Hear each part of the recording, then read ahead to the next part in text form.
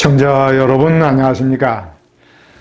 홍준표 대구시장이 결국은 대망신을 당했습니다. 국민의힘의 최고위원회의가 상임 고문직에서 잘랐습니다. 김기현 대표를 비롯한 지도부는 지방자치단체장이 상임 고문을 겸직한 전례가 없다라는 이유를 댔습니다만은, 이것은 이 대외적인 핑계고, 최근의 홍준표 시장이 보여준 여러 가지 경박하고 도가 지나친 당 지도부에 대한 공격, 내부 총질, 이런 것에 대한 일종의 징계입니다.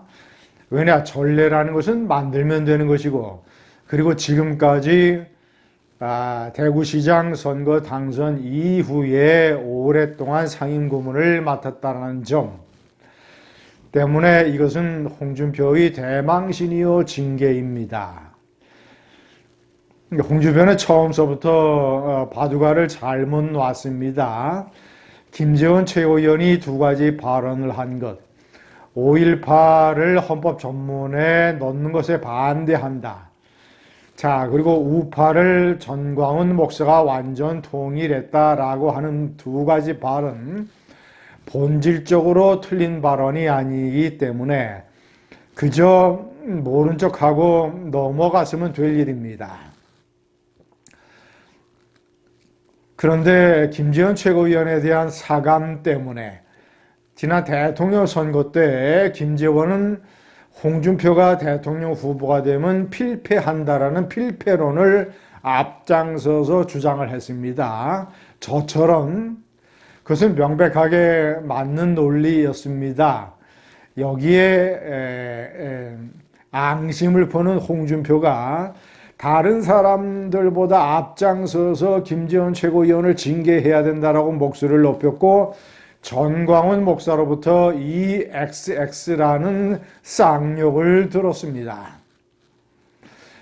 시청자 여러분, 홍준표의 이런 대망신은 사필 규정입니다. 그가 가지고 있는 본질적인 해악적 요소 세 가지. 첫 번째, 경박함.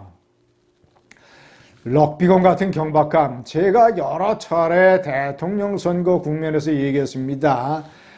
이준석 대표는 홍준표를 복당시키면 안 된다. 홍준표가 가지고 있는 천성적인 경박함으로 내부 총질을 해야 될 것이다. 아니나 다를까 그는 엄청나게 내부 총질을 해야 됐습니다. 윤석열 후보가 조국을 수사한 것은 정치적인 야심이 숨어 있는 것이기 때문이라고 해서 조국을 옹호했습니다.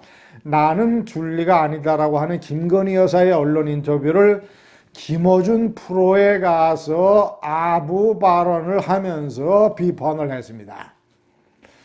홍준표의 경박함은 제가 2시간짜리 동영상을 해도 모자랄 정도입니다.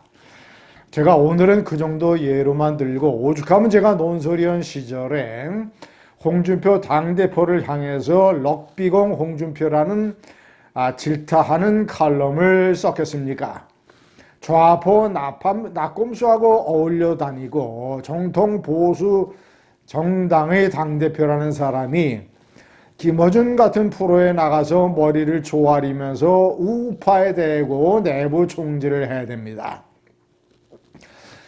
최근에도 이제 좌파 방송에 나가서 그저 내부 총질을 해대고 콩가루 집안을 보여줍니다. 좌파는 이런 것들을 철저하게 이용을 해먹고, 홍준표는 그저 자기가 방송이나 신문에 한 줄 실리는 것을 위해서 관종질을 해대면서 그런 것들이 국민의힘 자기 정당에 얼마나 해악이 되는지에 전혀 관심이 없습니다.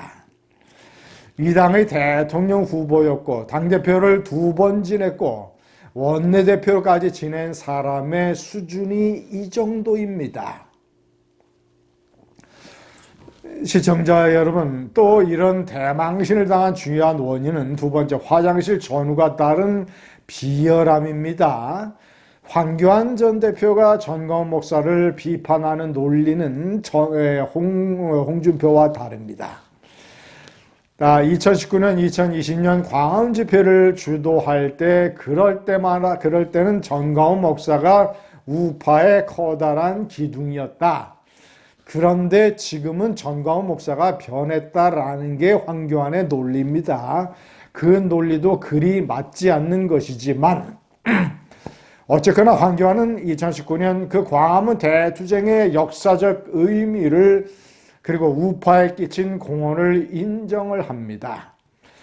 그런데 홍준표는 자기가 그 집회에 나갔던 사실이 밝혀지자 이런 식으로 또 뒤바꿨습니다. 전광훈 목사가 주도하는 집회에 나간 것이 아니라 이재호 고문이 초청을 해서 나가서 연설을 한 것이다. 손바닥으로 하늘을 가리는 것입니다. 당시에 광화문 집회를 전광훈 목사가 주도한다는 사실은, 광화문 집회가 사실상 전광훈 목사의 집회라는 사실은 삼척동자도 알고 있었습니다. 그때는 어떻게 해서든지 그걸 이용을 해서 자신이 정치적인 발판에 도움이 되고자 해놓고서 이제 와서 전광훈 목사를 공격하려니까 그 집회에 참석 경위조차 이런 식으로 거짓말을 해댑니다. 이것이 박근혜 전 대통령을 출당시킨 것과 똑같은 화장실 들어갈 때와 나올 때 홍준표의 전형적인 천박한 비열함입니다.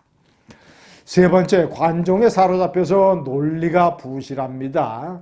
전광훈 목사를 비판을 하려면 제대로 논리를 갖춰야 됩니다. 전광훈 목사가 보통 사람입니까? 보통 언변과 논리를 갖췄습니까? 그런 사람을 무찌르려면 논리를 철저하게 갖춰야 됩니다. 그런데 전광훈 목사를 손절해야 된다, 축출해야 된다. 아니, 국민의힘과 전광훈 목사가 현재 무슨 관계가 있습니까?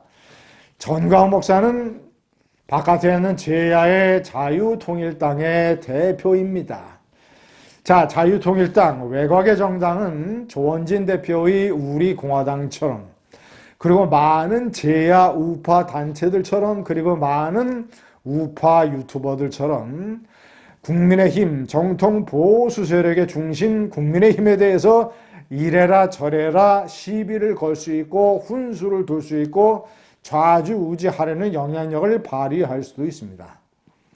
국민의힘이 좌지우지만 안 되면 되는 것입니다. 자, 그런데 무슨 목사가 좌지우지하려고 한다는가? 아니면 아무런 관계가 없는 자유통일당 대표와 무슨 손절을 하라는 이런 비논리적인 얘기를 하니까 김기현 대표의 당 지도부에서 아니, 관계없는 세력을 자꾸 당 지도부와 결부시켜서 당에 해악을 끼친다라는 이유로 잘라버린 것 아니겠습니까? 논리가 빈약하고 경박하고 비열하니까 이런 식의 대망신을 겪는 것입니다. 저런 사람이 우파의 대통령 후보였습니다. 감사합니다.